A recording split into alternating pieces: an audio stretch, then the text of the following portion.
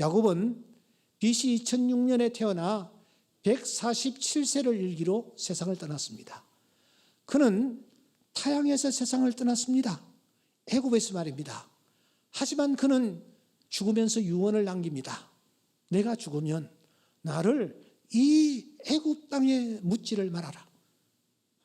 나를 저 가나안 땅에 묻어달라. 그래서 그 당시 요셉이 이스라엘의 총리였기에 가능했겠습니다마는 야곱의 시신을 운구하여 국경을 넘어서 가나안 땅 막벨라 굴에 야곱을 장사 지내는 엄숙한 현장을 우리가 목도하는 것입니다.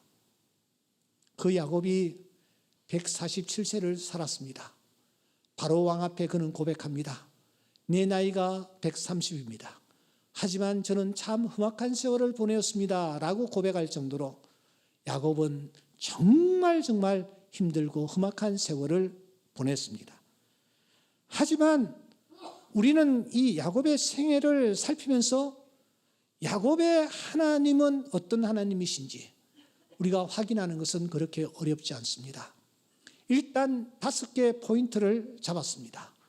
더 많이 잡을 수도 있지만 중요한 터닝 포인트가 5번이었기 때문입니다. 그 첫째 번 포인트가 지난 시간 나눈 그의 출생과 관련된 내용이었습니다. 우리는 그의 출생을 통해서 야곱의 하나님이 과연 어떤 하나님이신지를 확인한 바 있습니다. 첫째, 야곱의 하나님은 어떤 하나님이시냐? 우리의 기도를 응답하시는 하나님이십니다. 아멘. 사랑하는 여러분, 야곱의 하나님을 떠올리시면서 기도하시기 바랍니다. 하나님은 그 기도를 들으시고 응답해 주실 줄 믿습니다. 두 번째, 야곱의 하나님은 약한 자의 하나님이십니다. 할렐루야. 하나님은 강한 자의 하나님이 아니십니다. 작은 자의 하나님이십니다. 우리는 늘 내가 너무 약하기 때문에, 내가 너무 작기 때문에 자신을 자학하며 또 우리가 주눅들 때가 참 많이 있습니다. 저 사람은 저렇게 인류대학을 나왔는데 나는 이게 뭔가? 저 사람은 저렇게 부자인데 나는 도대체 이게 뭔가? 저 사람은 저렇게 건강한데 나는 도대체 뭔가? 자기 자신을 바라보며 자신의 약함을 바라보며 자신의 작음을 바라보며 자학할 때가 많습니다. 그러나 사랑하는 여러분, 하나님은 야곱의 하나님이십니다. 그 하나님은 약한 자의 하나님이시요 작은 자의 하나님이십니다.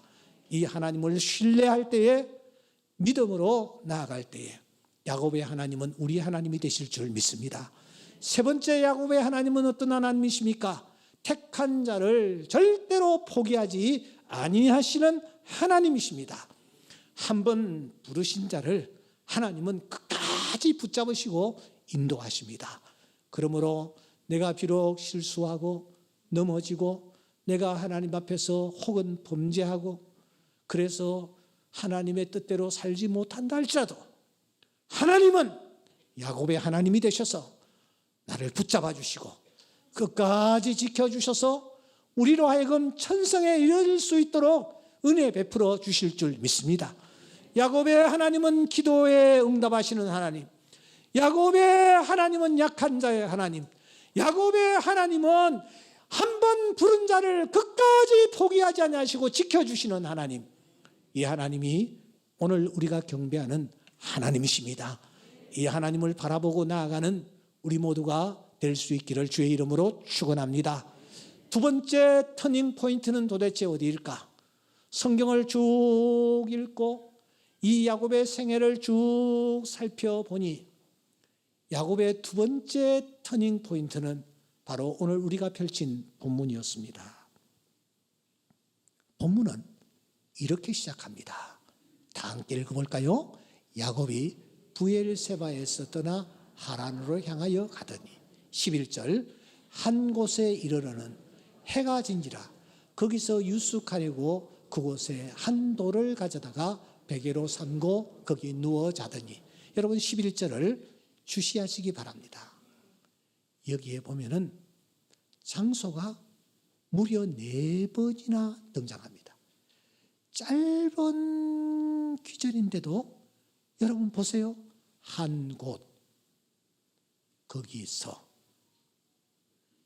그곳에, 거기, 4번이나 장소를 강조하는 것을 볼 수 있습니다. 이것은 독자인 우리들로 하여금 어디에 시선을 집중시켜 보라라는 가르침입니까? 그렇습니다. 장소에 시선을 집중해라.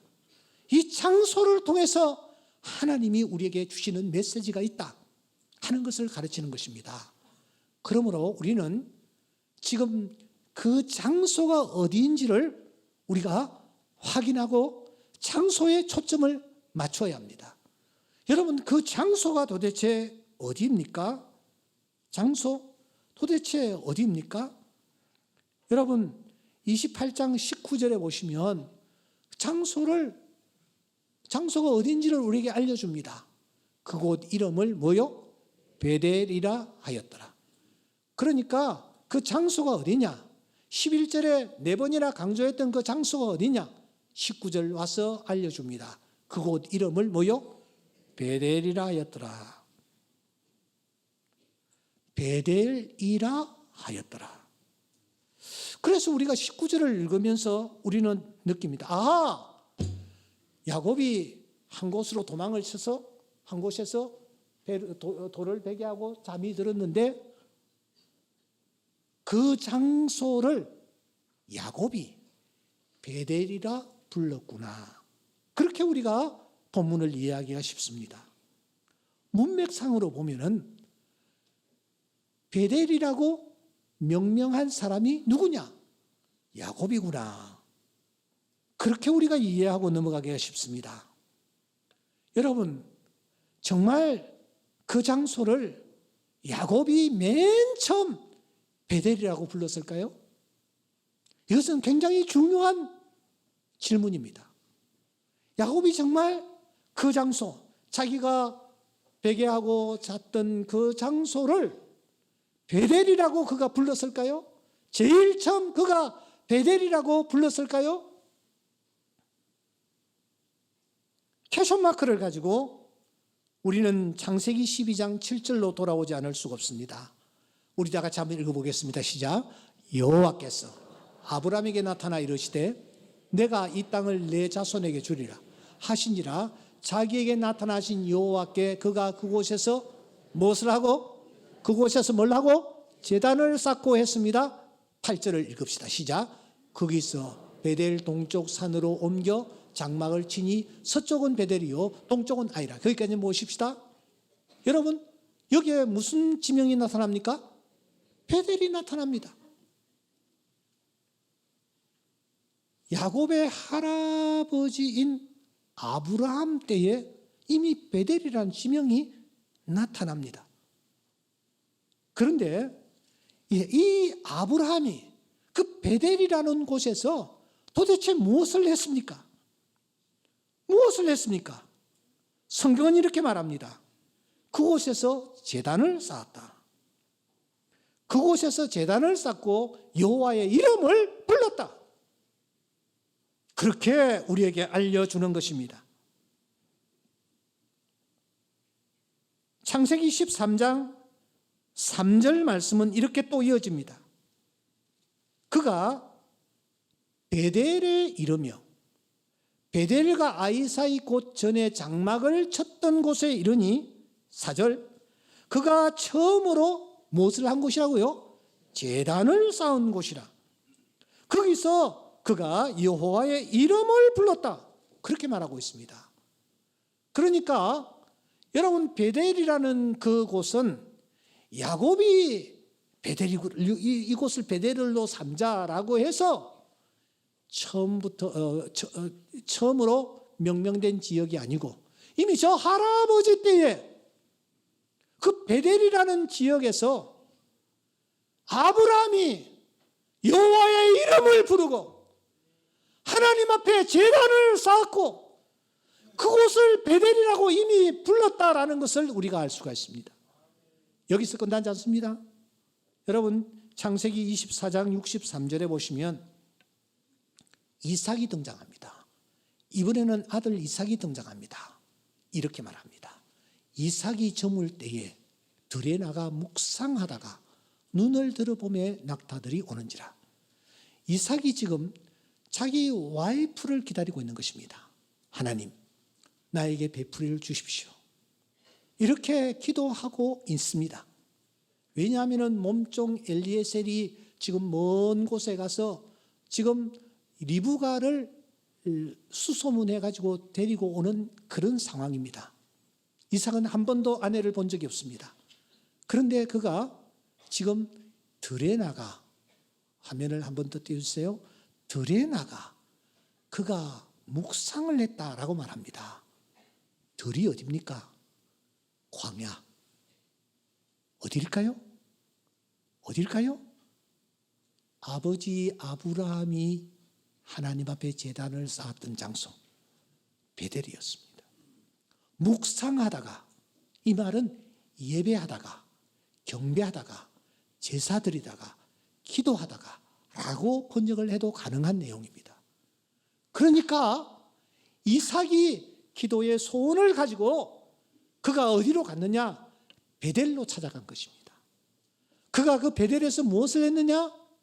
아버지가 하나님의 이름을 불렀듯이 그곳에서 하나님 앞에 간절히 기도하고 있었다라는 것입니다.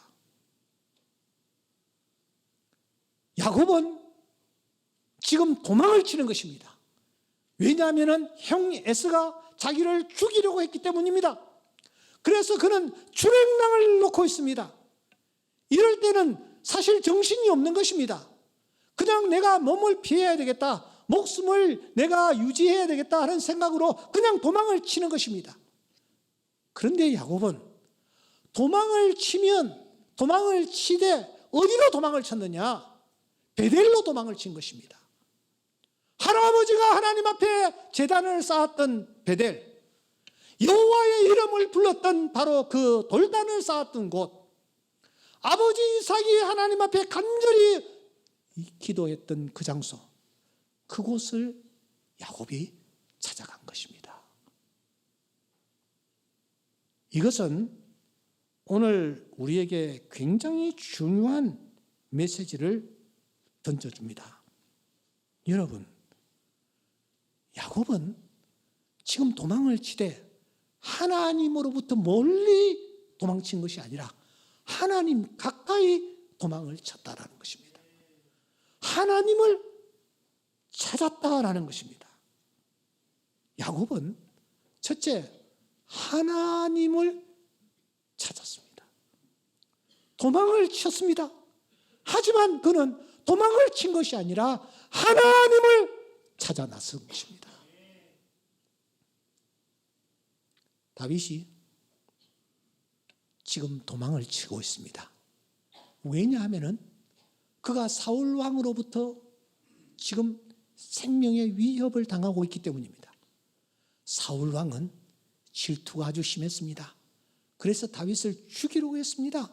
군사 3,000명을 이끌고 다윗을 잡아 죽이려고 눈이 벌게 있었습니다. 그래서 다윗은 도망치지 않을 수가 없었습니다. 그런데 여러분, 어디로 도망쳤습니까? 어디로 다윗이 그때 도망을 쳤습니까? 사무엘상 21장 1절은 굉장히 중요한 메시지와 교훈을 우리에게 줍니다. 21장 1절에 보니까 다윗이 노업에 가서 제사장 아히멜렉에게 이르니 아히멜렉이 떨며 그렇게 말합니다. 지금 다윗이 도망치고 있는 것입니다. 사울의 칼날을 피하여 도망치고 있는 것입니다. 그런데 다윗이 어디로 도망치고 있습니까? 제사장 아히멜렉에게로 달려가는 것입니다. 그 당시에는 아직까지 솔로몬 성전이 세워지지 아니할 때입니다. 그러므로 법궤는 누가 보관하고 있었느냐? 제사장이 보관하고 있었습니다. 그러므로 다윗이 제사장 아히멜렉에게 달려갔다라는 것은 하나님 가까이 찾아갔다, 하나님의 성전 가까이 다윗이 도망을 찾아갔다. 아히멜렉이 오히려 벌벌 떱니다. 왜냐? 여러분, 성전에는 사람들이 많이 드나듭니다. 그러므로 이 다윗의 신분이 드러날 수 있는 그런 곳이었습니다. 그런데 다윗은 산으로 도망치지도 않고 깊은 굴 속으로도 도망치지 않고 그가 하나님의 제단이 있는, 하나님의 법궤가 있는 제사장 아히멜렉에게로 간 것입니다. 오히려 아히멜렉이 벌벌벌 떨 정도였습니다.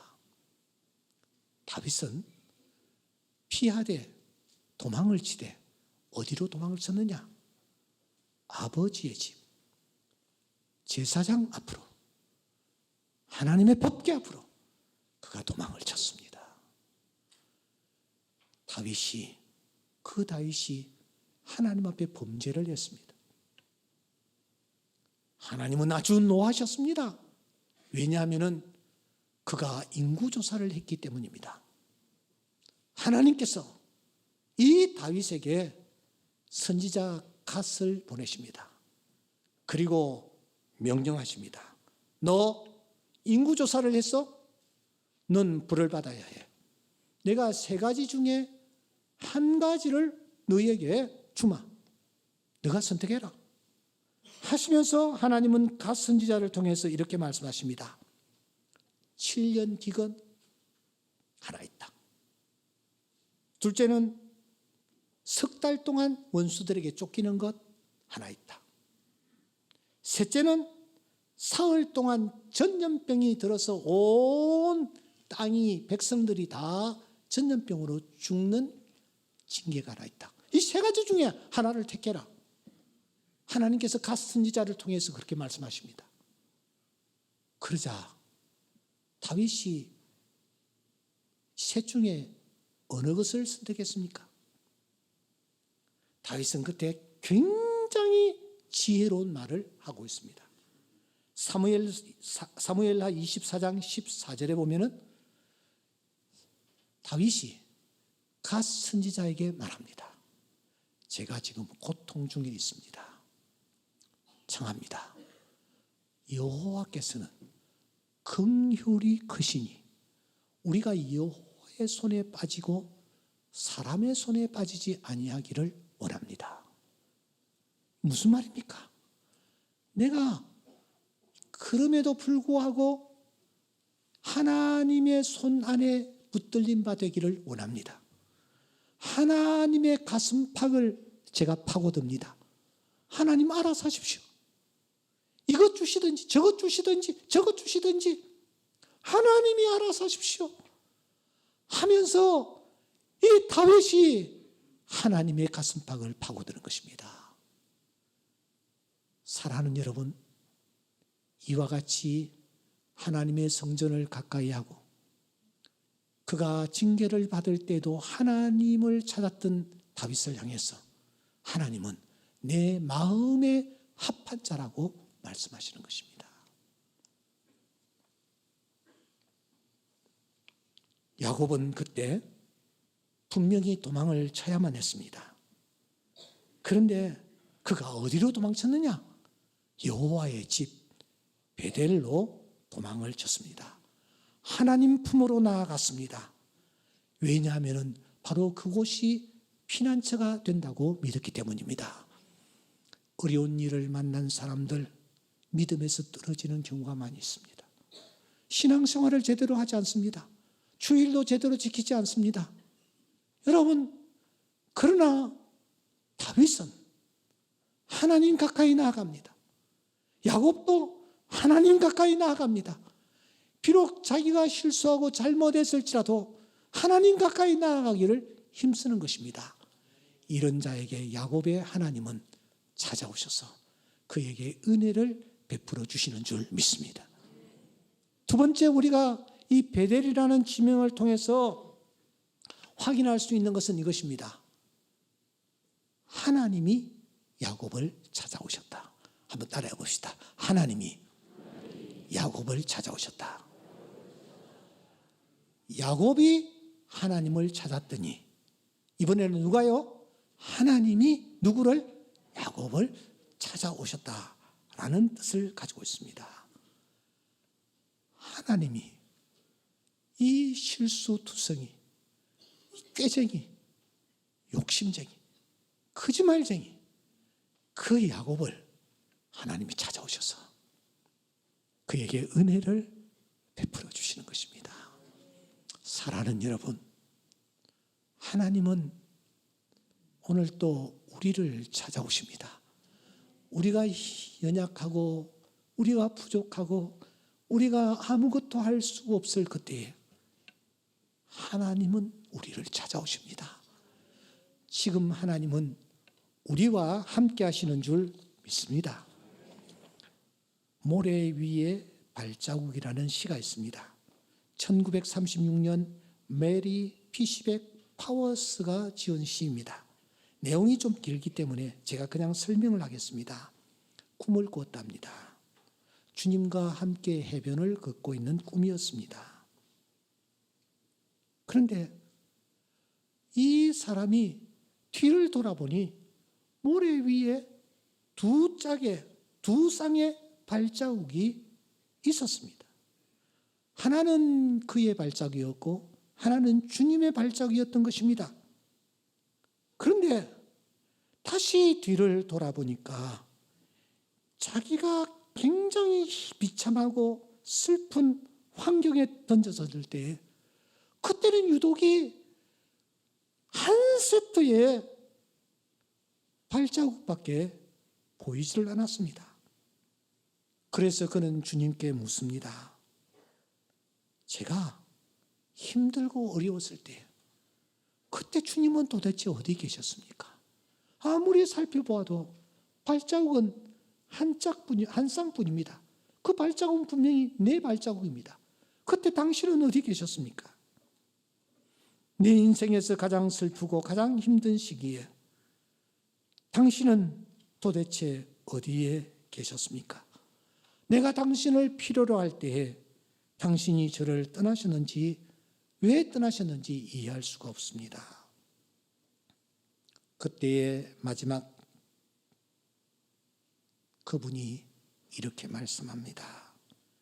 그는 속삭이셨다. 나의 소중한 아이야. 나는 너를 사랑하고 결코 너를 떠나지 않을 것이다.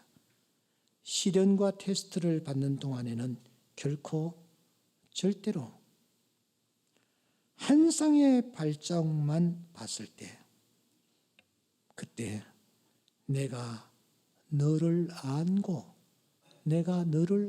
그러노라. 그렇습니다.